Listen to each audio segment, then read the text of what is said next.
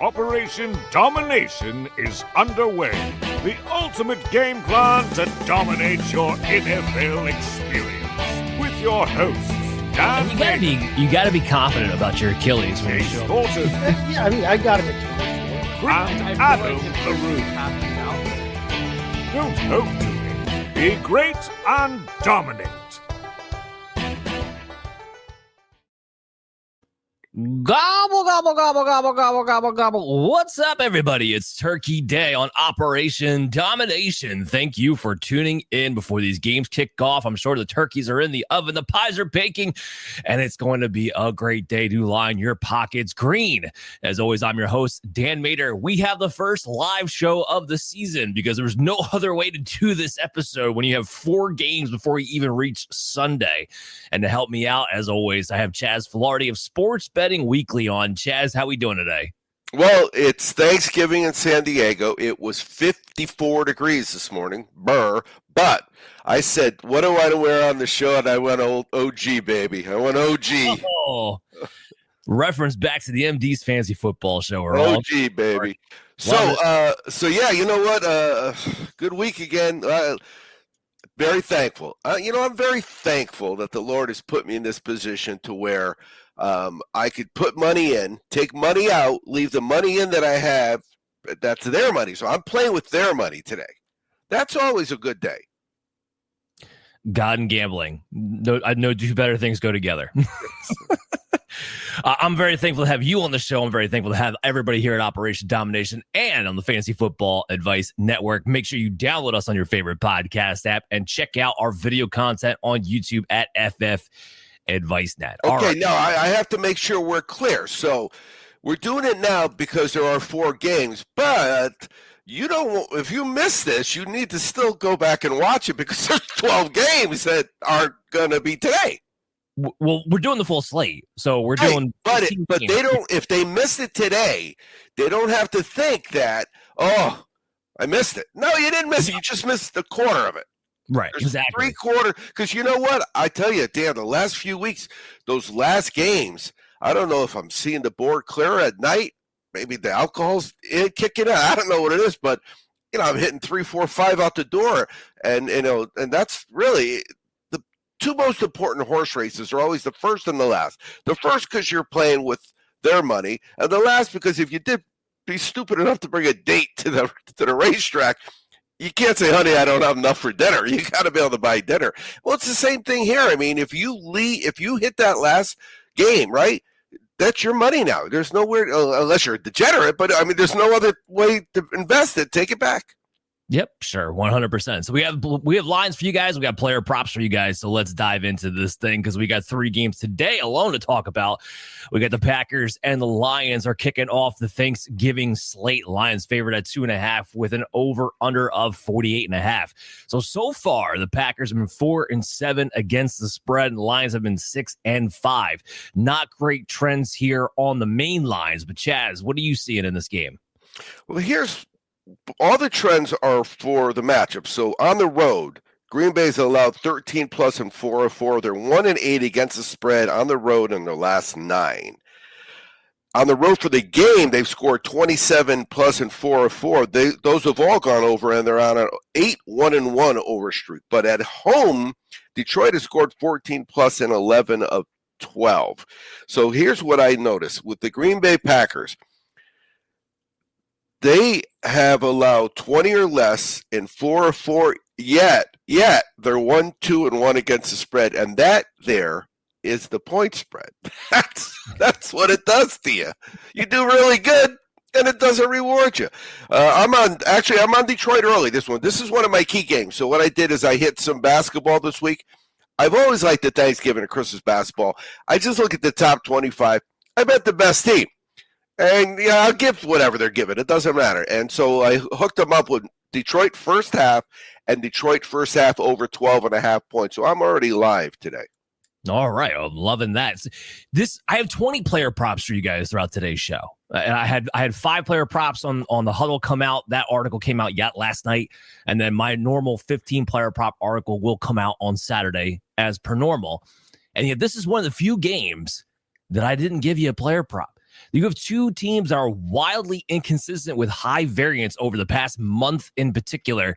I'm just going to kick back, enjoy this game, live bet it like you're suggesting, but I'm not going into it in any direction because you have two teams that are just opposite sides, just coming at each other right now, playing a wide variance throughout all their players and the team lines. Okay, so let's talk about the Chiefs and Cowboys because I have a little concrete betting for you guys in this matchup. So we got the Chiefs favored on the road at 3.5 points with a total of 52.5. Chiefs are 5-5-1 against the spread this season. Cowboys 6-5. What are you thinking here, Chaz?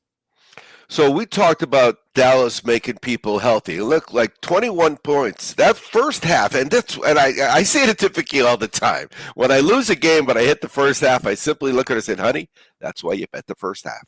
Because I have that money, right? And I can go the other way. I could do a lot of things. I've got some really unique wagers this week that I'm doing with quarters. But so this one says Dallas for the game. They scored 24 plus in 7 of 8. Well, we know they're scoring, but they're allowing 21 in 10 of 11. This is the first week of the year, by the way, Dan, that I no longer am looking at last year's. There's enough games for this year that I don't need last year, okay? So when I say 10 of 11, that's every single game, pretty much, every single game. So, yeah, I'm on the over in this game. Yeah, it's interesting because you got two teams that are opposite, right? The Kansas City Chiefs are 3-8 to the under, or over under, and then Dallas is 7-4 to the over. So you got two teams kind of on the opposite ends of this thing. I'm with you, though, with Dallas's defense and the fact that Chiefs are so pass heavy now.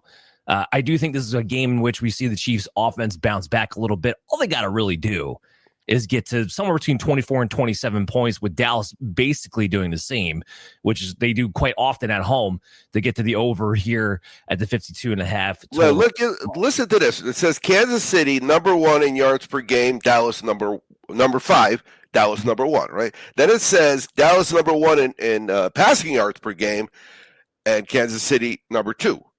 So, right, those are good offenses.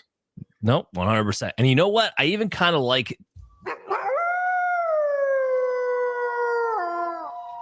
There's nothing impressive about the Chiefs right now. There's nothing that tells me that they should be a road favorite in this game. I know Dallas hasn't been great, but their defense is actually been playing a little bit better as of late since they made the Quinnen Williams move.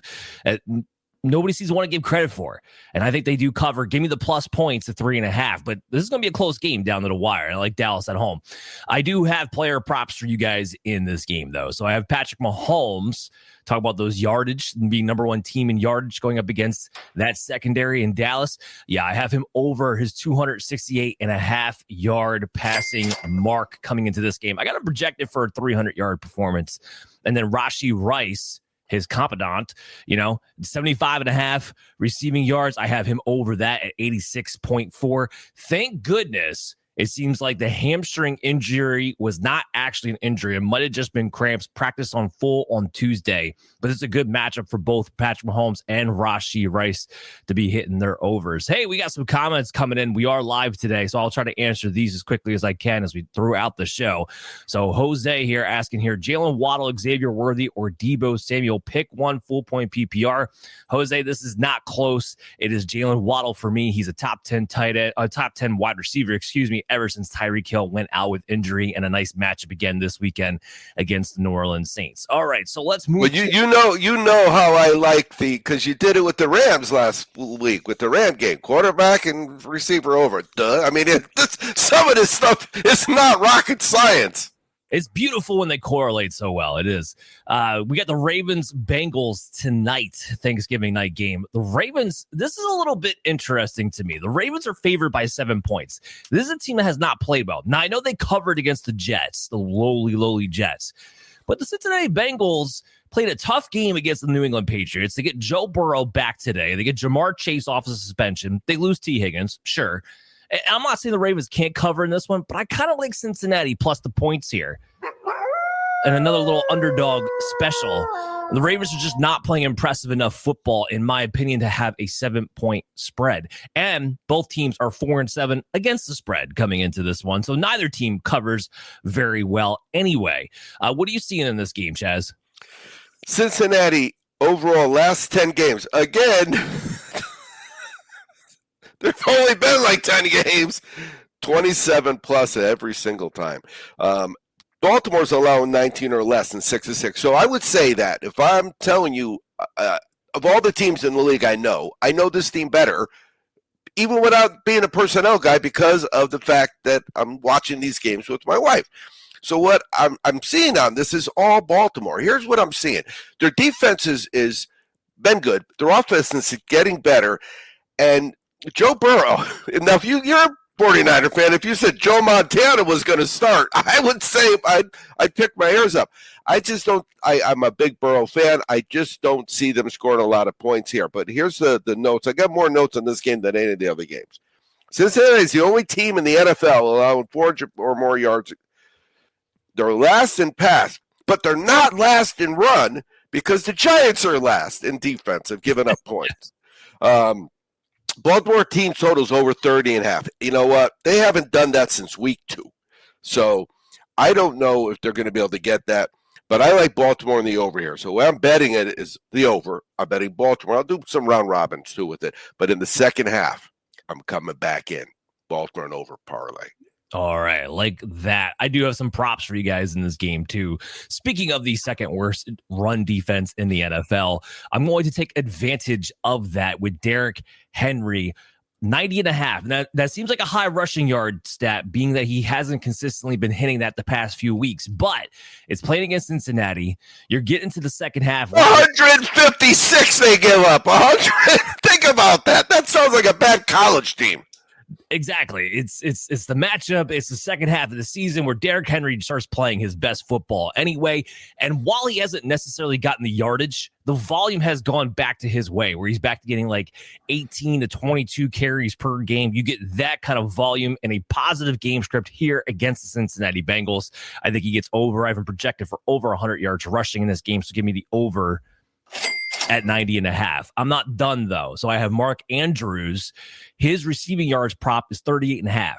Now here's a tidbit for you. He's not gone over that in the last like 6 games. He hasn't. But what did it in, again, matchup, Cincinnati Bengals. They're not just the worst defense against the tight ends this year. They are historically bad against the tight ends. And last week, Hunter Henry, who's a fine tight end, had 4 weeks where he was barely involved in the offense. And then he goes off for 7 catches, 115 yards, and a touchdown. Now, I'm not projecting Mark Andrews to go over 100, but I am projecting him to go over 38.5 in this game. I got him at 43.7 yards. And one more, Jamar Chase. He's back. T. Higgins out with concussion. Joe Burrow back. Offense, expected game script is for Cincinnati to have to come back from behind in the second half. 93.5. Big line. There's nobody in Baltimore secondary who can stick Jamar Chase, especially when he's going to be the sole target for this team. I have him projected for 107.4 receiving yards this game. Give me the over on Jamar Chase. All right. Hey, Dan. Yes, go ahead. Do they let you bet targets? Not always. Yeah, only because you're coming back. You haven't played. You've been playing with this guy since you were 19 years old, right? You're going to throw the ball at this guy. I mean, it's just happening. So, yeah, I mean, I would say I would hit him for touchdown. I would hit him for targets. I would hit him for receptions, and I'd hit him for the yards. I mean, I would load up on this guy. I really would. Yeah. And I might because of the fact that I really think that, they're going to score some points. And I think he's going to get most of those. Don't get me wrong. I know it. You know it. Well, I guess Baltimore's defense probably knows it too. Sure. It doesn't mean you can always stop him. That's why it's Jamar Chase. But he's a Hall of Fame. He's Hall of Fame. Absolutely. Yeah. You can bet his receptions and his yards, his touchdowns. There's not usually a prop for targets, typically speaking anyway. Black Friday. 3:00, guys. Why it's 3:00? I don't know. I actually talked about this on my show. Either pick 1:00 or a prime time. Why are we doing 3:00? It's just so weird. But anyway, especially on a standalone game. Black Friday, we got the Bears and we got the Eagles. Eagles favored in this game at home, as they should be, by 7 points. I know the Bears are 8-3 and everything else like that, but this is a flukish 8-3 team. Let's be real about it. Eagles, they have some woes they need to figure out themselves, but the defense is still very much elite and firing off on all cylinders. Bears are 7-4 against the spread, but so are the Philadelphia Eagles so far this season. This spread's about right. So I'm not going to attack the game line, but the over-under is 44.5. I like the over in this game because the Bears do a lot of their damage in the fourth quarter when they're trying to come back. That's usually when the Eagles are playing a little bit more prevent defense. I do think that the Eagles last week, even though they lost against the Dallas Cowboys, did get the downfield passing going, and that's how you attack Chicago. I think we're going to see more points than 44.5 in this gun. So give me the over. But Chaz, what are you seeing? Well, we talked about Philly, and against Dallas, and they're 7-1 against the spread in the first half, and they've scored 13 plus in 5 of 6. But in the second half, they're not scoring, so they're not scoring for the game. The last 3 games, 21 or less.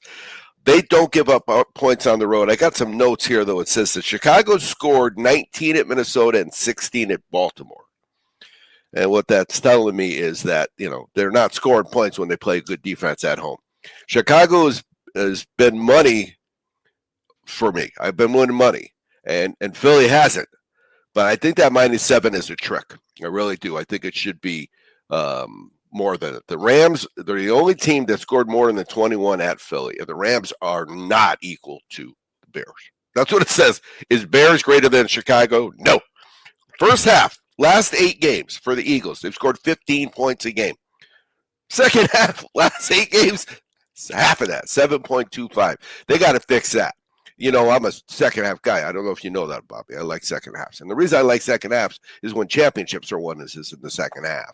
And they're not right now a championship team. But I think the Bears are where they are, exactly like you said, by who they played.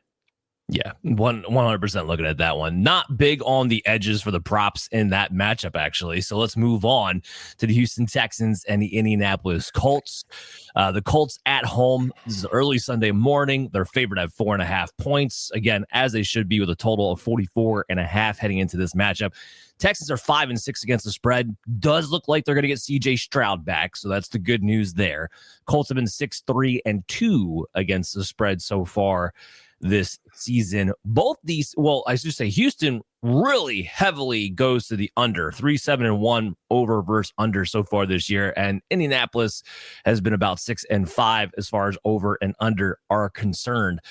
I do like the under myself in this game. The Houston Texans defense is just, they're on a whole other level right now. Like them and the Browns on a whole other level. The difference between the Houston Texans defense versus the Browns defense is that the Texans at least have a competent enough offense where they actually get to have a break every once in a while. And right now, the Browns, they don't have that. So, and that's really the biggest difference between the two at the moment. But these are two teams that don't give up a lot of points. Colts defense is getting better. They made the acquisition for Sauce Gardner. It's an offense that's not great at generating points themselves. So I actually like the under in this game. Chaz, what do you think? Yeah, if you think Houston is going to be close in this game, you got to go with the under. They just don't give up points. They give up 19 or less in 4 or 5. And really, there's not a football league in America. I don't care, Division III. If you give up 19 or less, you're a good team and you're going to win a lot of games. And the other side, Indianapolis, all they do is score. But here's what I got in the notes. Number one against the defense, right, is Houston, 264 yards per game. But this Taylor guy is a different animal, I think. And he's playing like it. He's playing MVP running back football, right? Indy scores against everybody. Again, 11 games, 11 times they scored 20 or more. They got the number 1 points per game offense. They're going to score some points here. The over-under is 24.5 for their team total. I don't know about that. I don't know if they're going to cover the line. I'm going to have them, but they're going to be one of my money line plays. I do that big money line parlay, I look to get 3-1. I make it a big bet, and then if that hits, I get all the other money because I'm live to 6 parlays with Detroit today because I do these round robins, and if I get lucky, sometimes I get lucky. There you go. Sometimes a little bit of luck goes a long way. I do have a player prop for you guys in this one. Daniel Jones, player passing yards, 226.5. It's one of my few unders, Chaz, but I do have the under on his 226.5 passing yard mark. I have him projected for about 220 in this game. Again, 2 things laid it out for you. Great Houston Texan defense. The Colts are very much a run-first team behind Jonathan Taylor. Don't expect the ball to be moved a lot either way. So give me the under.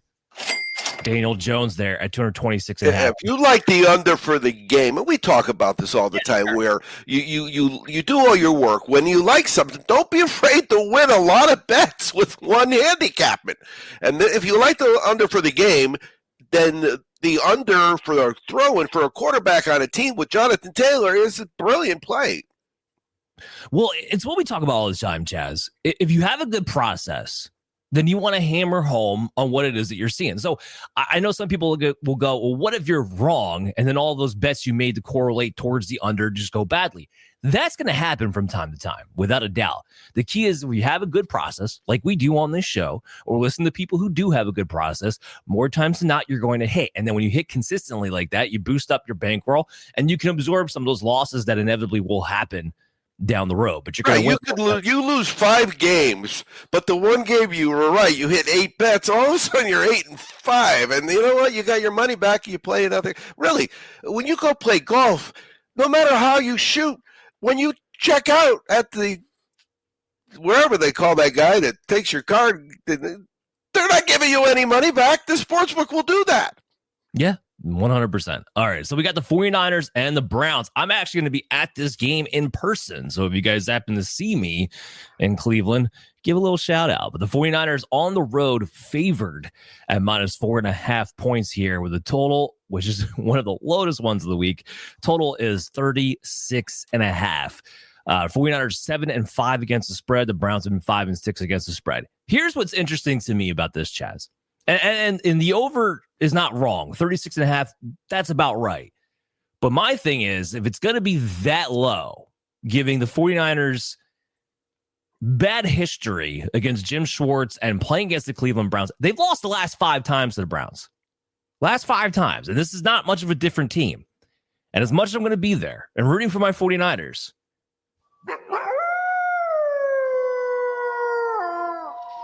very good chance this is just a field goal game. So give me the Browns plus 4.5 in this matchup here.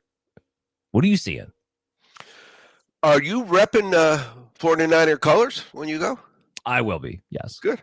Hopefully you get some nice Cleveland people. You know, there's certain places you got to be careful when you do that. I don't think Cleveland's one of them, though. Hey, in the first quarter, speaking of Cleveland, in the first quarter, they played every single game they played this year has gone under except one. They're 10-11. So 10, that would be 1-10 over to under. So I'm going to have that. I mean, I don't bet a lot of money when I see 10 out of 11, but I just tell you, if you're an idiot. If you see 10 out of 11 and you don't bet it, you're an idiot. It's really that simple. San Francisco on the road is allowing 21 plus and 6 of 6, and it's gone over 5-0-1 there. But the notes I have for this game is San Francisco, number 3 passing yards per game, 249. They got too many weapons. They have no problem playing. They just don't score, right? However, Cleveland allows more yards than they get. That's a stat that I find very interesting. There's very much a correlation to my winning and my betting against teams that give up more yards than they get. And that's what the number 2, right? They got the number 2 defense, Cleveland, in passing yards, 170. They give up 170. This is almost too funny. They give up 100. They got the number 2 defense, and they still allow more yards than they get. You just talked about it with the difference between Houston's offense and Cleveland's offense. But when you said it, you said it like that. When you read the numbers, it's embarrassing. Yeah. No, absolutely. It's been the biggest difference so far this season. Speaking of Cleveland not being able to put up yards, I got the prop for you guys in this game. So Shedeur Sanders, once again, going to be the starting quarterback this week. His passing yard prop, his prop line is 156.5. That's an incredibly low prop yard line. And I still have the under. I still have him projected for 139.2 passing yards. This offense, the passing offense in particular, is broken. And as we saw on Monday night, even though this is a 49ers defense that most teams are going to be able to take advantage of, if you're a bad quarterback and a bad offense, they can still limit you pretty well, a la Bryce Young. So give me the under on Shedeur Sanders at 156.5 passing yards. All right, so Jaguars-Titans early Sunday window. Jaguars at the Titans in this matchup. Jaguars favored at 6.5 points with a total of 41.5. Jaguars been 6-5 against the spread, and the Titans have been 5-6 against the spread themselves. Here's what's funny, Jazz. The Jaguars should cover. And I'm actually on a bit of a heater with the Jaguars right now because I won with them against the Chargers. I had them as an underdog special, and they blew them out. I had them covering against Arizona. It took it to overtime, but they did wind up covering because it was only a 2.5 line. And yet I still feel very nervous about betting them minus 6.5 against a very bad Tennessee team because they're the Jaguars. You just know you've been burned from the past. But they are on a heater right now. I am going to take them to cover this because, well, they should. What do you see in this game? Yeah, no, I agree 100%. So here's what we got. Jacksonville in their last 4 scored 27 plus, and they are. You could see them. Now, I've always been the big fan of that quarterback, but the bottom line is they have struggled, but they definitely have looked better. And the eye test, right? We say that all the time. Yeah. On the road, they've scored 26 or more in 5 of 5, but they've allowed 24 plus in 5 of 6. They've been over in 6 of 6. Tennessee at home has allowed 23 in 7 of 8 and have been over in 7 of 8. I have Jacksonville in the over. Jacksonville has the number 1 rushing defense. We talked about Cleveland and Houston, and they snuck right by both of them on defense, on rushing, 84 yards. So Tennessee allows 100 yards. We talked about this recently. They allow over 100 yards. More than they get. Think about that. That's one whole time up and down the field. Speaking of the rushing yards, I have the over on Travis Etienne at 65.5 rushing yards to kind of go to that point. So there's a time and place just 2 weeks ago that we thought, is Tootin about to take over this backfield? And then they both got injured. Like he picked up an ankle injury, got knocked out the rest of the game, but he played the following week. And Travis Etienne was dealing with the shoulder kind of sprain situation, and he played last week. But the difference is they went back to Etienne being the bell cow, and Tootin went back to being, in snap percentage at least, the third string running back. Now again, that's because LaQuint Allen, he plays on passing down, so it's really Tootin's the number 2. But what it tells me is that Tootin's not ready to take over this backfield yet. As much as people wanted him to, were ready to jump on it, when we saw that one little sample size of it possibly happening, it's not going to happen yet. So I'm going to ride Etienne like he's the lead back because that's what he is as of right now until we get different information. And you go up against the Tennessee Titans team, like you said, hemorrhaging rushing yards. So give me 65.5 for a guy who should get 15 plus carries in this game. I have him projected for about 74.3 rushing yards. And I think that's on the low end heading into a matchup like this. So Travis Etienne over 65.5 rushing yards. Rams, Panthers. This could be ugly. This could be absolutely ugly. With the way the Rams are playing right now, the way the Panthers are playing, the Panthers, they lose their safety due to the suspension with the whole hit to the gonads on Juwan Jennings. And now we're left with the Rams going into Carolina at a 10-point favorite in this game, 44.5 over under. The Rams have been 8-3 against the spread. To the Panthers' credit, they've been 7-5 against the spread in their own right. But here's the difference. The 49ers played a horrendous game on Monday and still beat the Panthers 20-9. They still covered by 11 points. The Rams are on fire right now. They might blow this thing out by like 20. So give me the Rams minus 10 covering in this game. What do you got?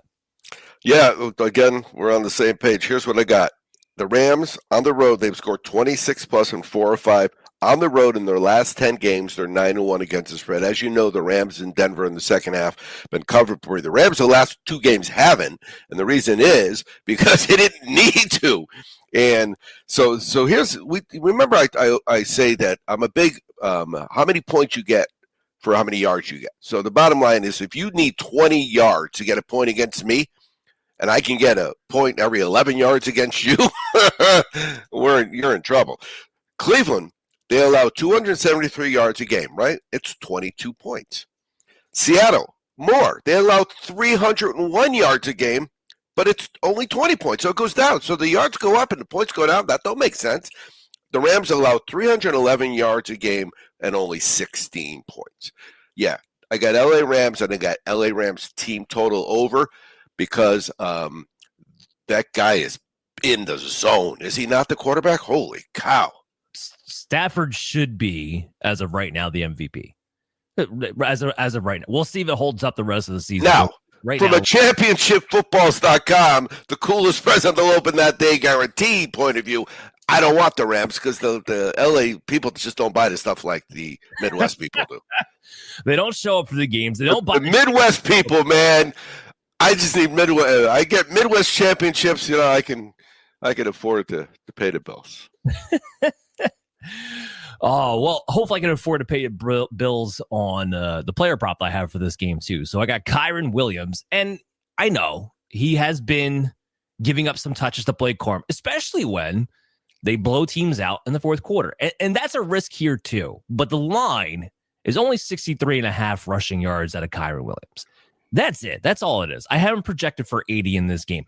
He wasn't replaced by Corum last week. It was they blew the other team out, and then he came in the fourth quarter. But leading up until then, Kyren was very much getting his normal work share. It just didn't work out against Tampa Bay, who's tougher against the run, especially between the tackles.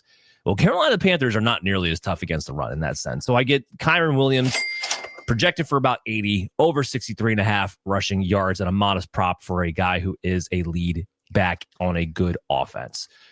Saints, Dolphins. Yes, we can still win bets in games that are ugly like this. So we're in Miami with the Saints, and the Dolphins are favored at 5.5 points coming off the bye. The total is 42.5. The Saints have been 3-8 against the spread, and as bad as the Dolphins have been as a team, they are 6-5 against the spread here. Give me the Dolphins to cover at minus 5.5. And the biggest reason is this, Chaz. As unimpressive as they've been, and of course, part of this is that the Saints are a really bad football team too. But I had to talk about this in my show 2 days ago when we did our Week 13 preview for, start sits and DFS cocktail and all that. The Dolphins defense sneakily has played much better their past 3 games than what we saw early on in the season when they were just hemorrhaging rushing yards and points and to everybody. They've played a lot better over the last 3 weeks. They figure something out here. And it's funny. It kind of correlates to them trading Jaden Phillips. Not that I think they're more talented without Jaden Phillips, but it has correlated with that. They changed up the style of the scheme. And as a result, this team has been more competitive and has managed upsets like against the Buffalo Bills. It's a weird thing to say, but the Dolphins are actually trending in the right direction. Going against the Saints team is terrible. So, yeah, I like the Dolphins to cover here, 5.5 points. What are you seeing? First quarter, Saints, 1-10 against the spread. So that's a 10 out of 11. So I think we've already heard like 3 or 4 10 out of 11. So you got to pay attention to those. In the road games, their last 8 games, so that's going into last year, 19 or less, 8 straight. Everything on Miami, and this is under. But this is New Orleans. They score 10 or less, score 10 or less, score 19 or less, allow 7 or more, score 10 or less, score 10. I mean, nothing good. They just are horrible. So, yeah, I am on the under in this game, and I will have that first quarter of Miami because 1-10 against the spread is 1-10 against the spread. Love it. I also have player props in this game, too. So, Tyler Shuck, passing yards, over under set at 221.5. I have him projected for about 160 in this game. I know you had 243 passing yards last week. Again, this is a tip to the cap of 2 things. 1, Miami's defense playing better. 2, and this is something we got to watch for fantasy football purposes, but Chris Olave came out of practice on Wednesday early because of a back issue. Now, how bad it is and everything, don't know yet. We're going live here on Thursday morning. I'm waiting to get another update. But if Chris Olave goes down on top of the defense for the Dolphins playing better, this could go really badly for the passing game for the New Orleans Saints here coming up. So I like him under that prop bet there. I also have Devon Achane over his rushing yards. Now, he's been on fire anyway. And the Saints, another team, another defense that hemorrhages rushing yards. So Devon Achane, 80.5 rushing yards. I have him projected for about 94 coming into this game. He's been the bright spot for the Dolphins, whether they've been winning ball games or not, because he's been on fire. So give me that over there for Devon Achane in this one. Cardinals, Buccaneers, the Bucks. Despite Baker Mayfield not knowing if he's going to play and all the other injuries that we're dealing with, Bucky Irving may be back. That's good news. Chris Godwin might play a little bit more. Also some good news. And the Cardinals are a bad football team. And the Bucks are favored at home by 3 points in this game, with a total of 44.5. Here, and both teams are 5 and 6 against the spread. Here's what I'll say. And this line may move depending upon this news. Teddy Bridgewater is taking all the first team reps. Now, that doesn't mean he's necessarily going to play. They're just getting him ready while Baker Mayfield gets healthy from this AC joint sprain that he has in his non-throwing shoulder. But if it starts to sound like Baker Mayfield is not going to go, Bridgewater looked horrible. And while the Cardinals are not a great football team by any means, their offense is playing well enough to sneak them in a game like this. So I'm tentatively, based on the news of Baker Mayfield later in the week, I'm tentatively picking the Cardinals to be my underdog win outright of the week. Again, wait for that news there. What do you see in this game, Chaz? Overall, Arizona scored 22 plus in 6 straight. They've allowed 27 plus in 5 of 6. That's part of their issue. They've Tampa Bay overall allowed 24 and 4 of 5, and on the at home, they're playing at home. They've scored 23 plus in 7 of 7, and the last 6 have gone over. I am on the over in this game, but this is another game where both teams allow more yards than they give up than they get. So their offenses are bad, and their defenses are worse. Yeah, that's why that makes for an underdog type of game there. So that's why I'm leaning in that direction. Okay, so let's talk a little Falcons and Jets here early Sunday. Kirk Cousins looked like maybe he's not quite as cooked as we thought. It still didn't look great. Let's not get it twisted here. And the Falcons did everything they possibly could to hide him last week. But the deep throw that he did get to Darnell Mooney in that game, that was a throw that I didn't think he could do at all. So the fact that there's maybe something in that tank definitely bodes well for the Atlanta Falcons to maybe finish out here, not pathetically, and put it that way. They are favored against the Jets here at 2.5 points on the road. Another low over here. It's a total of 39.5. Falcons have been 5-5-1 against the spread. The Jets have been 6-4-1 against the spread in this matchup. So this is another one. Everything's telling me to take the Falcons minus 2.5 in that line, and it's scary because the Falcons are not nearly as good on the road as they are at home. And I know they just beat the Saints on the road, but that's also in a dome against a divisional rival. This is in New York; it's a little bit different. Outdoors, this is a team just doesn't usually play well in that scenario. But the Jets just don't have enough firepower, and what the Falcons do have going for them is as healthy of a defense as they're going to get. Like, I know Billy Bowman, he's out now with the Achilles thing, but they get Devon Diablo back. Their defense has looked a lot better over the past couple of weeks. They're getting a pass rush. Jeff Ulbrich gets a revenge situation, the defensive coordinator for the Atlanta Falcons. So everything shows me that the Falcons should be able to cover a modest 2.5 point line, even though my guts doesn't feel the greatest about it. But what do you see in this game, Chaz? It says that for the game, Atlanta scored 23 plus 4 straight and 3 straight 23 plus on the road. The Jets overall are 5-1 against the spread in their last 6. But here's what I've got from my notes. Besides this huge X where I put my pick, I have a big X. I did it again, so it's double inked. But it says the Jets have only 10 more yards of passing than running. 145 to 135, and that's the lowest ratio. Because, I mean, it should be, in a perfect world, 2-1, right? Somewhere in that range. They are pitiful. But they've been pitiful. So, Ed Crowley, shout out, to the JETS guys out there. God bless you, because that's what fans, fanatics fans, that's a curse. It's a curse sometimes. It really is. I mean, Yeah, when you're growing up as a kid and you have a family, there was this one commercial I just saw it the other day too, where the dad, he's in the hospital bed, he's holding his baby and said, "Yeah, buddy, we're Jets fans," and then the baby gets up and runs away down the hallway. No, I didn't see that, but I'll look for it. I was like, that's exactly what you should do when you're told you're a Jets fan as a child. In this game, I do have a player prop for you. It's on the Jets side, actually. So Breece Hall, I have him over his receiving yards prop at 23.5 in this game. Tyrod Taylor came in and did exactly what I thought he would do, which is actually a good thing for the Jets, or at least for fantasy football purposes anyway. And that's check the ball down a little bit more and get Breece Hall involved in the pass game. Is the running lanes always there? No. But guess what? The guy's a dual threat running back. Use him as such more consistently, especially when you have no wide receivers. Your lead wide receivers are John Mechie and A.D. Mitchell. Like, your best weapon is Breece Hall. Give him the freaking ball. That's what Tyrod Taylor did last week. So I have Breece Hall projected for 30.2 receiving yards in this game, well over his 23.5 mark. I wonder what the average yards is for a wheel route that's successful, because sometimes they drop the ball, sometimes they don't, they get knocked out of. But so how many times do you see them just running up the sidelines and they go 23 yards? Oh yeah, absolutely, especially out of the backfield, a running back like Breece Hall. Let's talk about the Vikings and Seattle Seahawks. A lot of big narratives in this game, but looking like it'll be a lopsided affair. So the Seahawks are favored at 11.5 points, with a total of 41.5. The Vikings are 4-7 against the spread. The Seahawks are 8-3 against the spread.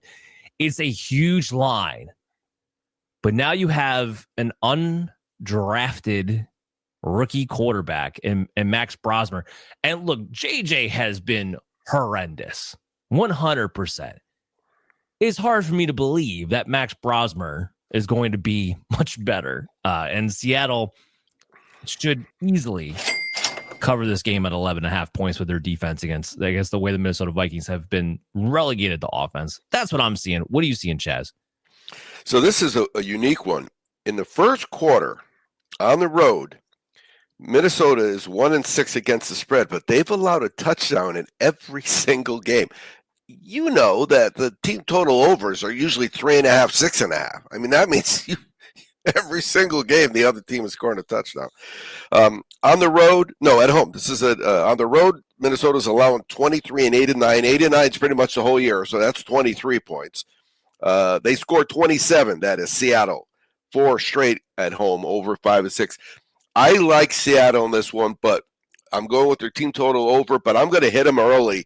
That's one of my quarter one plays, because I just, if you give up a touchdown every single game for 7 straight games, and the 8th game comes and I don't bet it, and it happens, I should just, become a monk.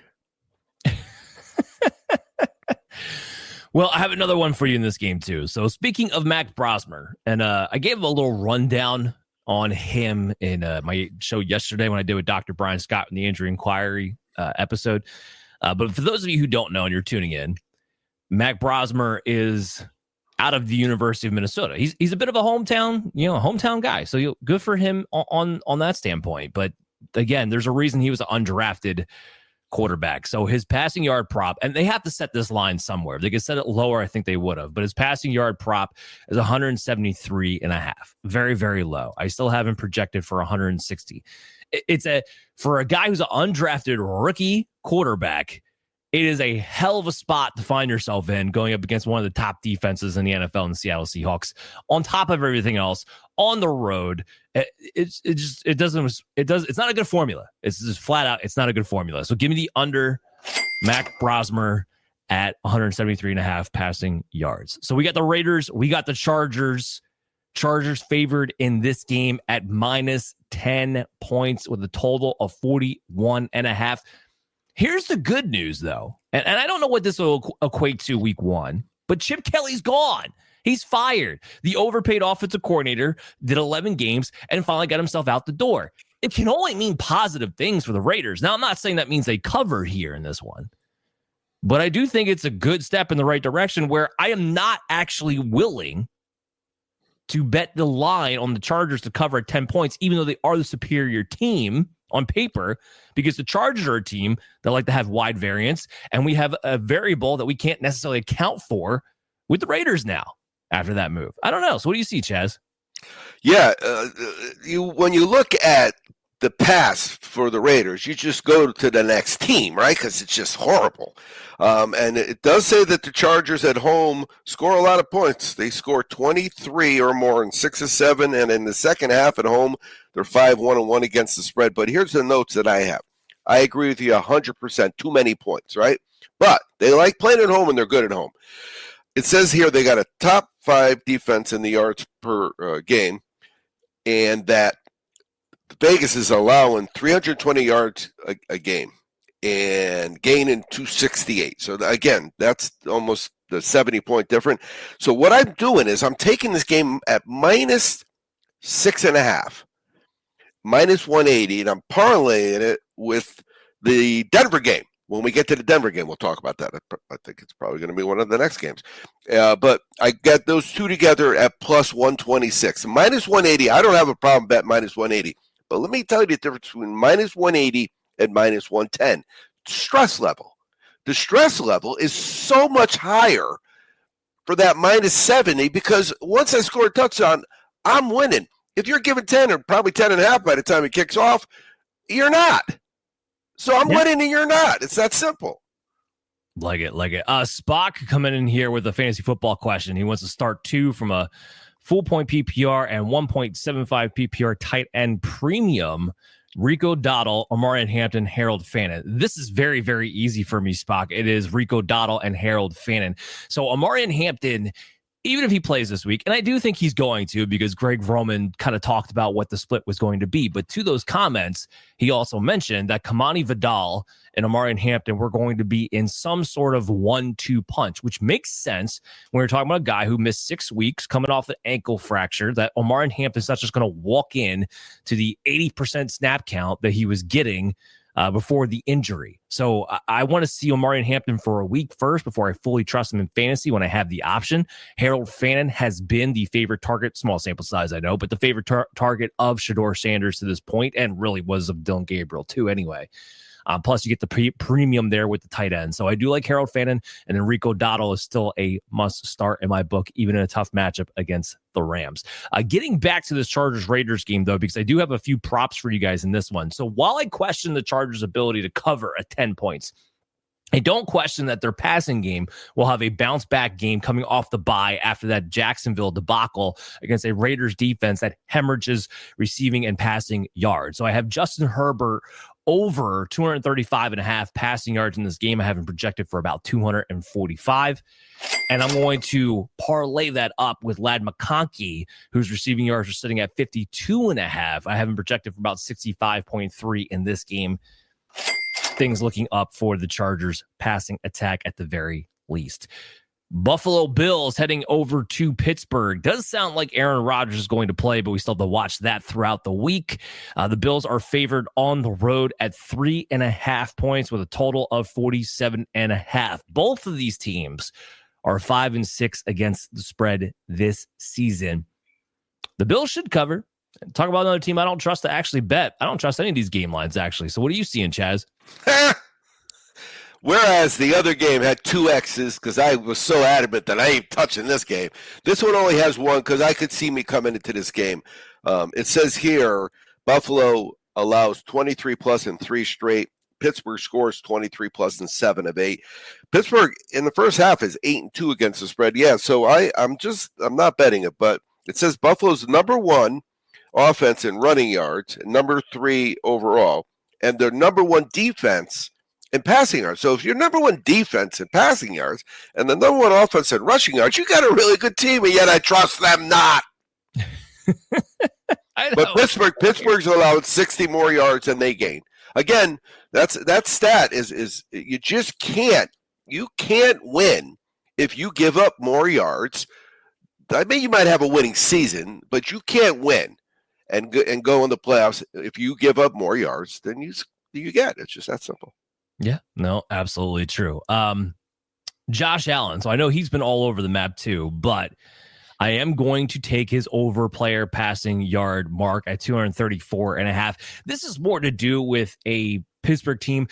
Look, Pittsburgh's very, very simple. If their pass rush is working, they're going to be tough on defense. If it's not getting home, they're awful. They're a leaky sieve, especially in the passing game. And the Bills' offensive line, I know they had a tough outing against the Houston Texans. A lot of teams have a tough outing against the Houston Texans. The Bills' offensive line ultimately is a decent offensive line. This is a team that has a good shot at limiting the Pittsburgh Steelers from being able to get a pass rush. Remember, the Chicago Bears just did it a week ago. And I know the Bills' passing game has had its woes, but I do expect Josh Allen in this matchup, in this situation, to get over 234.5 passing yards. I have him projected for about 275 heading into this matchup. They've had their woes, but it's because, and I've been beating this dead horse, it's the NFL. 1, 2, 3, throw. That's kind of how it works. 1, 2, 3, throw. And if you could go 1, 2, 3, 4, you're deadly. And he was going 1, 2 hit. He was getting hit. I mean, they sacked him how many times? Oh, what was it, 9, 10? Yeah, and I felt so bad. I was, this beautiful actress wife had to watch that. She's probably thinking he should retire. I make enough money. All right, so we got the Sunday night game, the Broncos and the Washington Commanders. The Broncos on the road favor at 6 points with a 43.5 over under.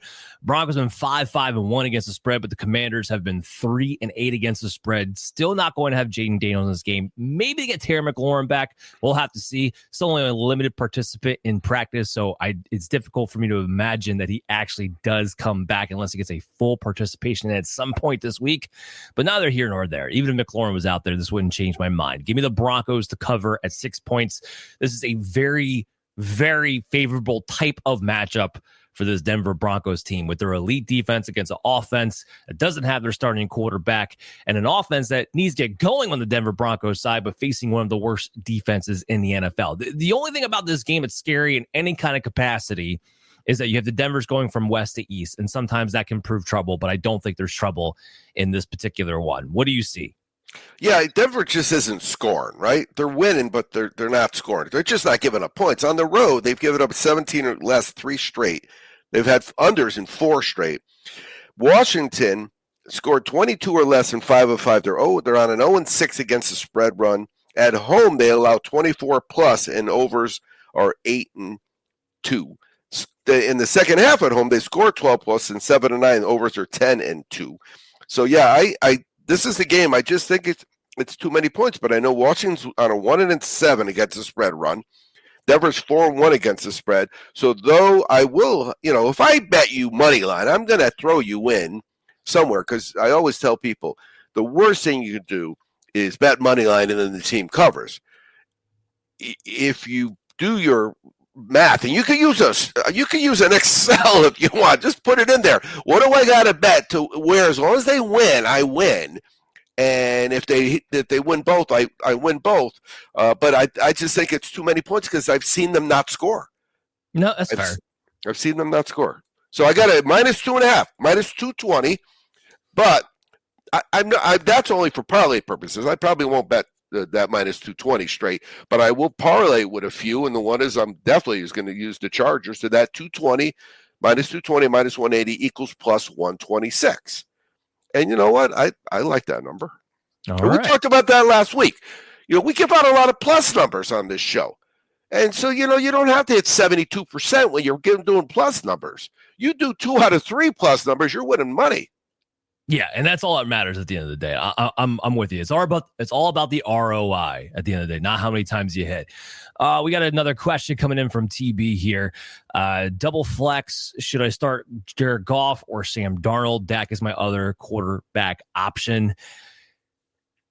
It's so I'll put it to you this way. I do have Jared Goff ranked higher than Sam Darnold. And I get why I'd be a little bit concerned about that. But this game being Detroit, Green Bay on Thanksgiving Day in Detroit here, the Lions are a much different team, typically speaking, when they're at home. I know it's a bit of a dud this past week, but the big key here is it's not just their offense plays typically better at home, it's that the Packers' defense is a much different defense from home and road. Much different defense. It's Thanksgiving Day. How do you not go with the Detroit Lions? Plus Sam Darnold, I get it's a bit of a revenge narrative, but with Mac Brosmer starting for Minnesota, you'd have to hope that Darnold gets his points in the first half, because otherwise they're probably just going to run the ball out in the second half and make it a short game, because they should be up by a healthy lead. Like, remember, we took Seattle at 11.5 covering in that game. We're expecting a blowout situation. So give me Jared Goff in a competitive script and what could be a high-scoring game on a Thursday over Sam Darnold trying to get his revenge narrative when they just might not need him to throw as much. So Jared Goff, a little bit higher for me in my rankings. It is kind of close, though, but enjoy that Turkey Day. Getting back to the Broncos-Commanders game, because I do have some player props for you guys in this matchup. So I got the Bo Nix. And again, I talked about getting their offense maybe having a chance for a course correction coming off of a bye, coming off in a matchup against the Commanders here. We got Bo Nix over his passing yards prop at 228.5. I have him projected for about 254. And then I have that correlated with Troy Franklin getting over his receiving yards prop. He's been the number one target over the past 6 weeks now for the wide receivers of Denver Broncos, and it's only sitting at 44.5. I love that line against this Commanders team. I have him projected for about 55. So give me Bo Nix over and give me Troy Franklin over. Let's get to our last game on this Turkey Day. So we got the Giants and the Patriots, our Monday Night Football. Patriots are favored at 7.5 points with an over, or total, of 46.5. Over or under. So as bad as the Giants have been, I do think it's important to say they've been 7-5 against the spread, and the Patriots are 7-4-1 against the spread. So a little something to keep in mind here. Both teams actually favor slightly, anyway, the over. Typically speaking, I like the Patriots. I like the Patriots over. I do. I like the over here at 46.5. I think both teams will be able to move the ball. We might see Jackson Dart back. He did practice in full coming off the concussion. That does help the Giants off. I know Jameis Winston had a great game against Detroit, and Jameis Winston, we know you can get big games, you can get really, really bad games. Ultimately, though, I think Jackson Dart gives them more of a predictable stability as far as the variance is concerned. So that does help. Give me the over in this game. What do you got, Chaz? Same thing. I got the over, but this is the game I was talking about. So in the first quarter, the Giants have scored 7 or more in 8 of 9. They're 8-1 against the spread. For the game, they've scored 24 plus and 6 of 6, or 6-1 over. And on the road, they've allowed 24 plus and 6 of 6. New England have scored 23 plus and 9 of 9. So 9 of 9. But we know they got the best record in football, right? Don't they? Yeah. Yeah, so we know 9 of 9, 23 plus. They've scored 24 plus at home. So it goes up at home 4-4. But they scored 7 points or more in 8 of 9, the Giants. And we've had a couple of those. Not as many as we should because it's the Giants, but we've had a couple of those. So in this game, I got the Giants in the first quarter. But when you look at the data, Dan, you see all the small numbers in the first quarter column for New England and all double-digit numbers in the second quarter. So if you don't have those points in the first quarter, but you have them at halftime, you had to get them in the second quarter. So this is the first time this year I got quarter 1 Giants, quarter 2 New England. How about them apples? All right, I got player props for you guys in this game before we kick it out here. Drake May, passing yards, 243.5. I'm over. That's a bold statement. Oop, that's not a bold statement. 275 and 0.6 yards passing in this game. Again, the Giants defense, I know they just fired defensive coordinator. That's a reason for that. And sometimes schemes, little changes here, little simplicities. We see improved play the following week when this happens. However, they just flat out don't have a talent. And if Matthew Stafford is not going to be the MVP at quarterback, it is going to be Drake May. It's one or the other with the way he's been playing. So I like the over here at 243.5 passing yards. I also on the Giants side do have somebody too. So Theo Johnson is sitting at just 32.5. And I know the Patriots defense is good. It's a good, tough defense, especially over the middle of the field. But 32.5 yards is particularly low for a guy who's consistently been like the number 2 receiver on the Giants, whether it's been Jameis Winston or Jackson Dart. He has gotten targets. He has gotten production. I have projected for at least 42 yards in this game. So I like the over Theo Johnson at 32 and a half receiving yards. And that does it. That you know what? I saw that stat they had up. It was Drake May on the left and Tom Brady on the right. It was after so many games. It was impressive. I always say that with Herbert. I give Herbert credit because when they show Herbert the stuff he's done in the 4 years he's been in the league, whatever it is, it's names. The names are great they're not good names. Those are great names. Well, Tom Brady arguably is the greatest quarterback, right, ever. You it's arguable, always arguable, but the bottom line, this guy's stats are better. It's amazing. Drake May has been phenomenal. And the fact that he's done it without a signature weapon. Like, Stephon Diggs is fine, but he's a shell of himself. Like, he has okay players. It's not a very good team. It's still not a very good offense. And the fact he's been able to put up what he's done with that just shows what great offensive talent do they have on that team? Could you name a great offense? Every team has a great, like Jamar Chase. What about great? He's great. He's not good. He's great, you know? I think you have hope for Travion Henderson coming out of the backfield down the road, but right now, nobody. And that's kind of the point. It's Drake May doing it pretty much on his own. That's what's been so impressive about it. But that's going to do it for today's show. Make sure you guys go back and watch and listen to Operation Domination on your favorite podcast app. I know we did a lot before Thanksgiving, but our content was made for the entire week. So make sure you get caught up on that before we get to Sunday and Monday. If you do miss anything out today, make sure you check out our video content on the Fantasy Football Advice Network YouTube channel at FF Advice Net. You can hit me up on social media at Dan Mater FF throughout the weekend. We'll be there to help you guys out. Make sure you find my article on the Huddle coming up this Saturday for my 15-player prop bets. Chaz, what do you got? What do you got in the works, man? Well, first of all, I am so old that I remember one of my best ever Thanksgivings. I swept the board. I went 5-0. Only 2 of those games were NFL games. 3 of them were college. This year, the best I can do is 4-0 because there's that Memphis game that I will be all over Memphis in the over on. And 3 of them are pro games. So you got to see where the money went. But speaking of savings, thanks, right? Thanks is what it's all about. We said at the start of the show, you go to championshipfootballs.com. When you check out, you just put thanks in the promo code, and it's an instant 25% off. Now, here's the thing. You got to watch it. You watched it live, or you got this tomorrow, because if you come Saturday, you're in trouble. Because it ends Friday. It's Black Friday. Yeah, of course. So make sure all week. It's been all week, but now it ends Friday. Punch in that code and get that discount. So, guys, everybody have a wonderful Thanksgiving with your families. Everybody, please be safe out there with all the transportation. And Chaz, as you always like to say, always be cashing. We'll see you guys next week.